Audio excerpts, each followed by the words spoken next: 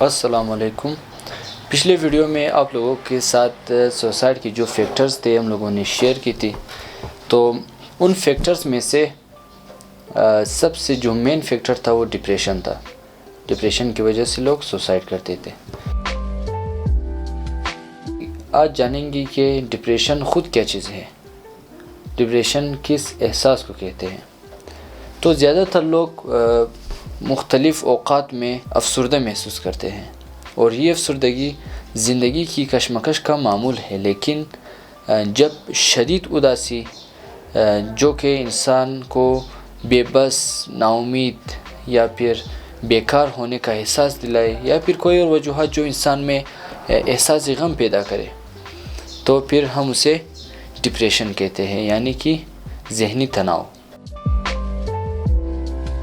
تو ڈپریشن کے کچھ علامات ہیں, جیسے اگر آپ دن کے بیشتر وقت خصوصاً صبح کے وقت افسردہ مزاج ہوتے ہیں, یا پھر آپ کو ہر دن تھکاوٹ یا پھر توانائی میں کمی محسوس ہوتی ہے, یا پھر آپ کو توجہ دینے میں یا پھر فیصلہ کرنے میں دشواری پیش آتی ہے, آپ سو نہیں سکتے یا پھر آپ زیادہ سوتے ہیں, آپ کو ہر دن تقریباً مختلف سرگرمیوں میں دلچسپی نہیں رہتی, آپ موت کے بارے میں اور خودکشی کے بارے میں سوچتے ہیں, اور آپ کو بلا وجہ تھکن اور بے چینی محسوس ہوتی ہے, اور آپ کو بھوک نہیں لگتی یا پھر زیادہ بھوک لگتی ہے, یا پھر آپ غمگین اور بالکل خالی محسوس کرتے ہیں. تو اگر ان علامات میں سے آپ کو کچھ علامات چند لمحوں کے لیے یا پھر چند دنوں کے لیے محسوس ہو, تو اس کا مطلب نہیں کہ آپ ڈپریسڈ ہیں, بلکہ اگر یہ علامات آپ کو تقریباً کم از کم 2 ہفتے یا پھر اس سے زیادہ محسوس ہو رہے ہیں, تو آپ ڈپریشن کا شکار ہو سکتے ہیں. تو بالآخر ڈپریشن کی کیا وجہ ہو سکتی ہے؟ پچھلے ویڈیو میں ہم نے سوسائڈ کے مختلف فیکٹرز آپ لوگوں سے بیان کیے گئے. وہی ساری علامات ڈپریشن کی بھی وجہ ہو سکتی ہے, جیسے ڈرگس اور الکوہلک سبسٹینس کا زیادہ استعمال کرنا, کسی خاص ریلیشن شپ کا ٹوٹ جانا, یا کہ لا علاج بیماری وغیرہ. ڈپریشن میں مبتلا شخص عام طور پر اپنی باتوں کو دوسروں کے ساتھ شیئر نہیں کرتا. اس کی ایک وجہ یہ بھی ہو سکتی ہے کہ جو ڈپریسڈ بندہ ہے اس کے اندر وہ انرجی نہیں رہتی کہ وہ اپنی باتوں کو دوسروں کے ساتھ شیئر کرے. یہ ایک سراسر غلط عمل ہے.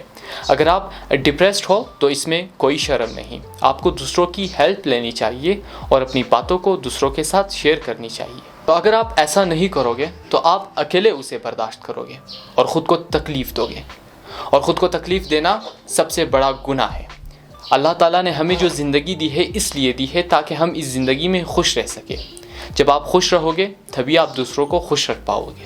ہم دوسروں کے لیے بہت سی ہمدردیاں رکھتے ہیں, مگر اپنے لیے سیلف کائنڈنیس نہیں رکھتے.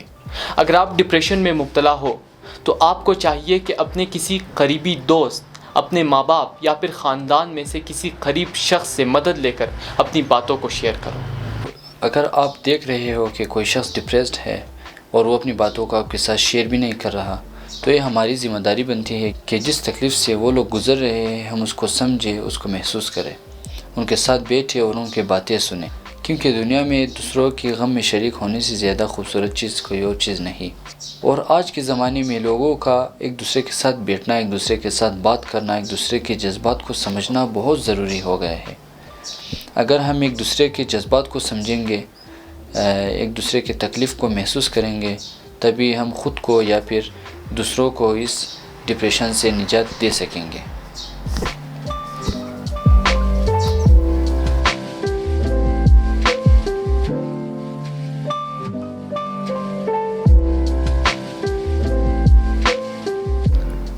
عرفان, مجھے بھی آپ سے کچھ باتیں شیئر کرنا. کہو میرا بیٹا.